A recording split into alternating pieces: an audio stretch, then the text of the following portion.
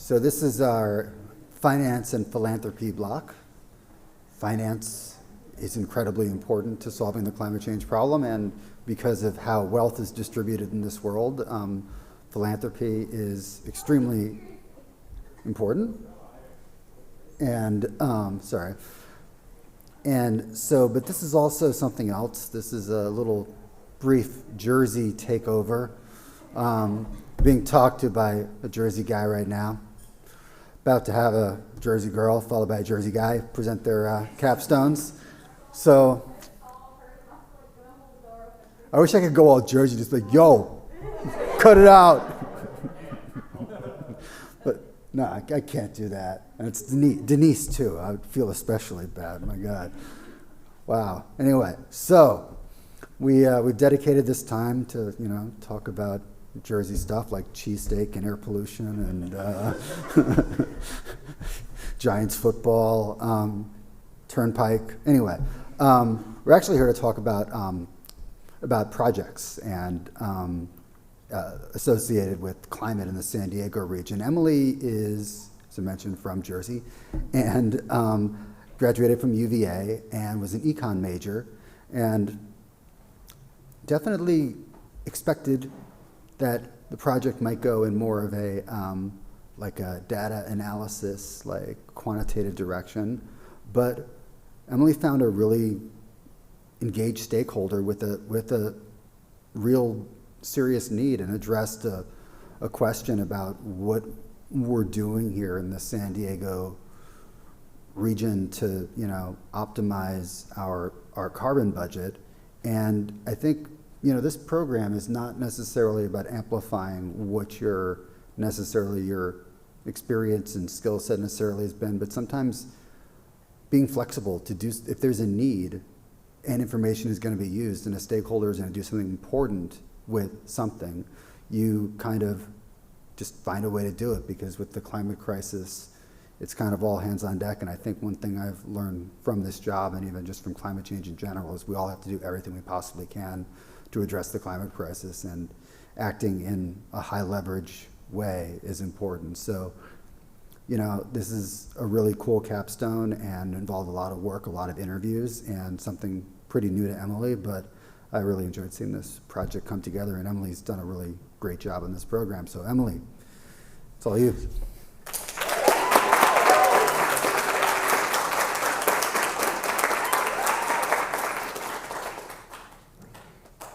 Thank you so much, Corey. I feel like I will never live my econ days down, but that's okay.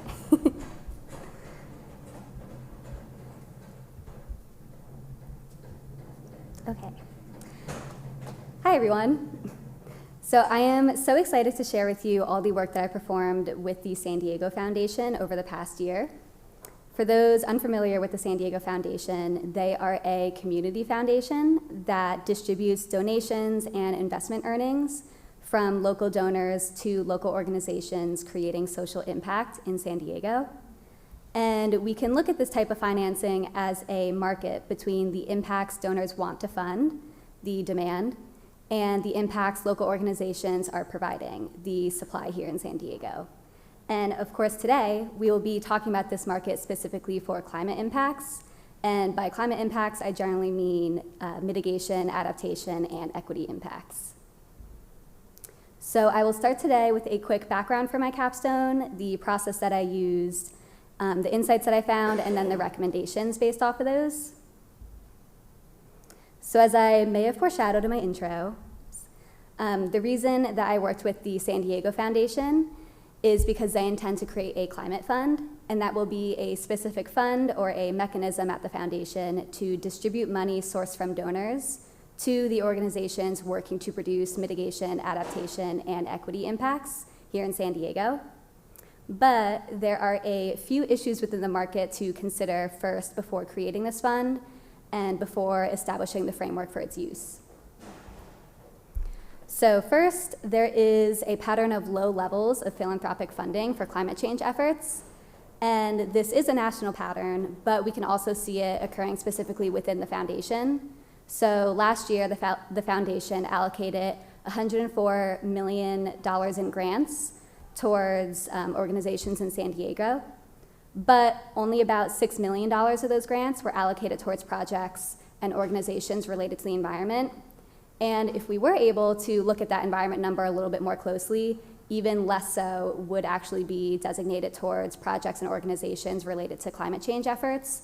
It would probably be closer to and below $1 million.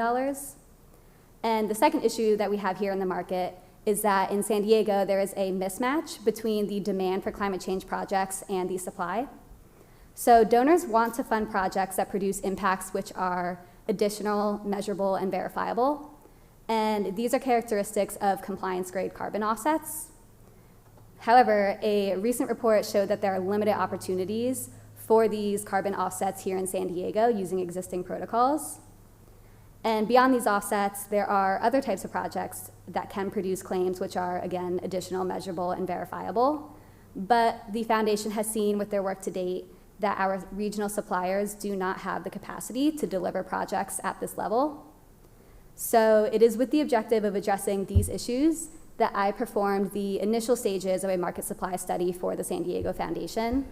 And the study has been specifically to identify meaningful climate change projects being supplied in San Diego, and also to, again, identify and really specifically name the capacity gaps that our suppliers face at delivering impacts to the level demanded. So to perform this study, I conducted interviews with local climate change project suppliers. And these here were the 8 organizations I selected for interview. I selected these with the intention that they would provide a good representation across sectors, that is greenhouse gas emission sectors, and also a good representation across the different types of impacts which their projects would produce. So we have the County of San Diego, the Environmental Health Coalition, Grid Alternatives, Groundwork, the Port, Produce Good, San Diego Audubon Society, and Tree San Diego. And we can also see here among this list, we have a mix of community-based organizations and also larger government entities. So from these interviews, I then synthesized the common needs and challenges that these suppliers chose to express to me into insights. And each of these insights really represents an opportunity for the San Diego Foundation to attract and leverage funding from donors to increase climate impacts here in San Diego. And for this presentation today, I will simply focus on my top 5 insights, really just for the sake of time. So as to the first insight that I learned, we need to build staffing capacity now to amplify the philanthropic dollar. So almost every organization that I interviewed, they expressed to me the need for grant writers. And this would be full-time positions dedicated to preparing for and pursuing public funding opportunities. And a good example to zero in on here was provided relative to local governments.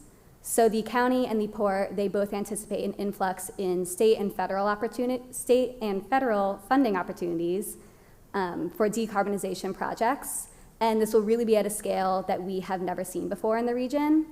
And these could be from sources as large as, say, the bipartisan infrastructure bill.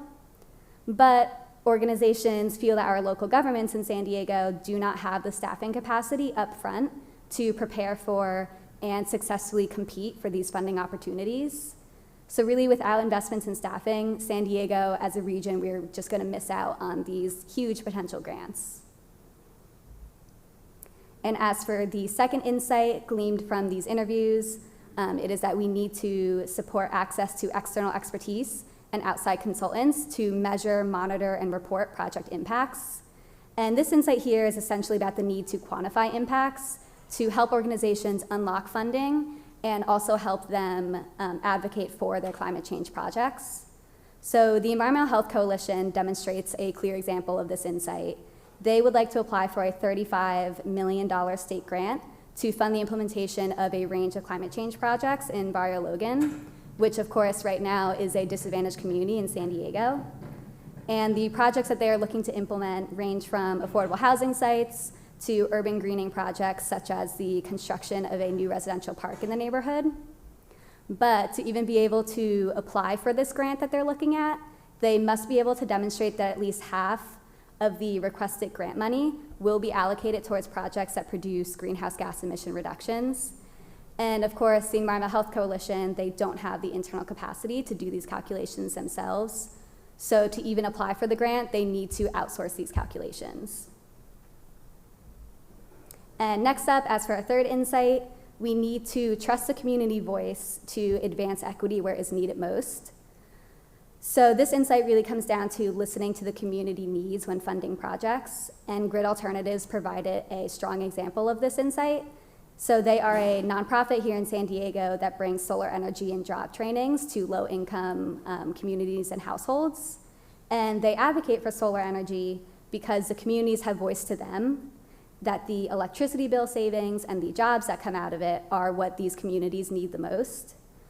But of course, Grid has seen that these state incentive and rebate programs instead have not been centering these needs, and they actually have mainly been serving those who could already afford solar energy and do not need solar for these really important equity-based co-benefits. So here we see the need for funding mechanisms to listen to the communities and center their needs. And as for our fourth insight, this one is similar to the third, but it is to make the case for equity early in project proposal and planning processes. So Groundwork provided a really clear example of this one. They are an environmental enhancement organization working to restore Chula's Creek watershed here in San Diego. And they expressed that if they had the proper resources, they could work at the front end of city projects to help design them in a way that provides climate, environmental, and economic benefits. And these could even be for projects that were not originally thought to be climate related. So for example, right now in the watershed, the city is designing a simple roadway improvement project, but because Groundwork has not had the proper resources to provide input up front and act as a collaborator to help design this project, the city has gone ahead and designed it without any vegetation.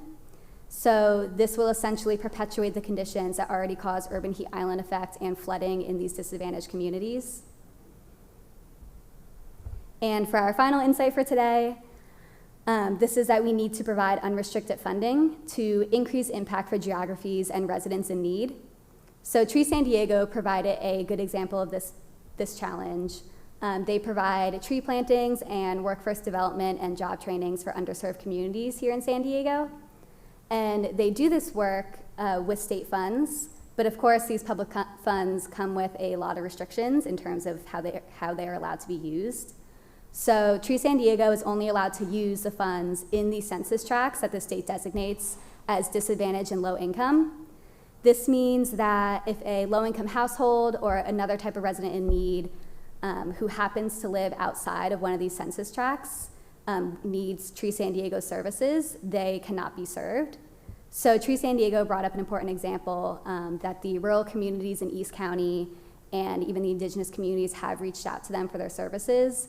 And while Tree San Diego has maybe been able to provide a little bit of their services to these communities, they have not been able to do so at the scale that they wish, because again, they can't use these funds in the census tracts.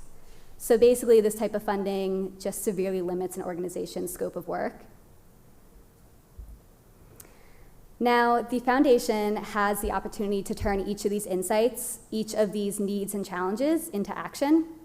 And these actions can be implemented through the creation and use of this new climate fund. So to address our first insight, to build staffing capacity, the foundation can provide employment grants. And this will be funds for organizations to hire grant writers and other positions to help prepare for and pursue public funding opportunities. For our second insight, to support access to external expertise and outside consultants, the foundation can specifically fund contracts and retainers with outside consultants. And then for the external expertise side, they can also provide long-term research grants so that organizations can partner with higher education institutions. And for those who are familiar with Audubon's Rewild Mission Bay project, the San Diego Foundation actually funds Matt Costa's work through Wild Coast, and that is the work to value the carbon sequestration potential of the marsh. So for the foundation to expand and continue these types of grants long-term is a good example of the second recommendation. And to address our third insight, to make sure we really listen to community needs, the foundation can strive for community-powered action. That is, they can spotlight and specifically fund projects that are led by and designed by the communities that they intend to serve. So some projects that we can look at here for good examples already in San Diego would be those that have been done under California's Transformative Climate Communities Grant. So these projects, some of which have been done by the county in Spring Valley and also Environmental Health Coalition in Barrio Logan, are sourced from the community through active discussion and facilitation and designed with their input as well. As for our fourth insight, to incorporate equity early, the foundation can support social justice, environmental justice, and equity advocates early on in the process, and that could be by providing design resources. And for our last insight, to provide unrestricted funding, the foundation can work with the community to create new rules or new models as to how to define San Diegans in need. And this might be listening more so to community leaders rather than solely relying on macro level data. And lastly, looking at these insights all together, I think we can see that our project suppliers here in San Diego face prevalent needs and challenges to delivering climate impacts. And I personally think this prevalence indicates a gap in our systems of public policy and government. These systems have created the climate and equity problems that our community-based organizations are trying to address, and they have simultaneously left these organizations in an uphill battle for climate action to address these issues. So while the San Diego Foundation wants to and really can help fill these gaps, there's also a chance for them to acknowledge that they are only privileged to do so because these same systems helped accumulate wealth into the hands of their donors. So I think acknowledging this means that the foundation has the opportunity to better communicate community needs to donors. And this here is my final recommendation for today then, for the foundation to create a process to better connect and communicate these needs, to really help draw attention to high quality projects in San Diego and help identify suppliers' needs in a marketable way. And with my interviews and some of the other work that I have not been able to speak about here, this capstone has served as the first step to such a process, but by no means is it the final product. So I hope the foundation can use my work as a window into creating the right processes to continue hearing from the community as I did, just on a larger and definitely more continuous scale, and then communicating those needs authentically to donors. So that is it for me today. Thank you all so much for your active attention, and I would also like to give a quick shout out to my committee and also to the team that I worked with at the San Diego Foundation for working every day to help advance climate change efforts in San Diego. And I am happy to take any questions at this time.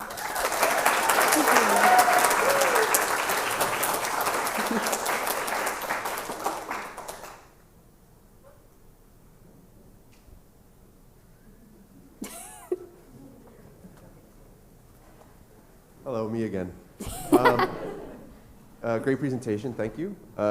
So I'm sort of picking up on a bit of a through line, I think, through a lot of the presentations today, and that seems to be that like the disadvantaged communities tend to have a tough time not only filling out all the forms and getting everything to get access to the funds that are available, but even just knowing that they're there.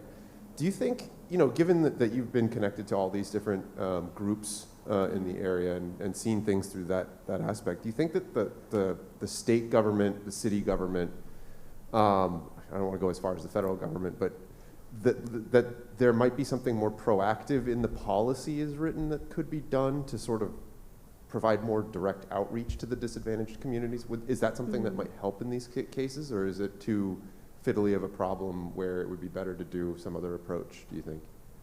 Yeah, well, first, thank you for synthesizing all of our projects into a nice sentence. I think that would be a really hard process, especially because we really want engagement at every level.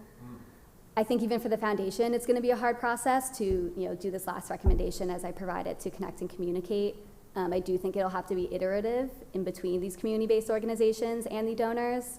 But I guess on the good news, there already are community-based organizations here like Grid Alternatives, who they are voicing the community needs on the state and federal level. So while I did not necessarily look into specific policies, I think we can help support the organizations who are doing that.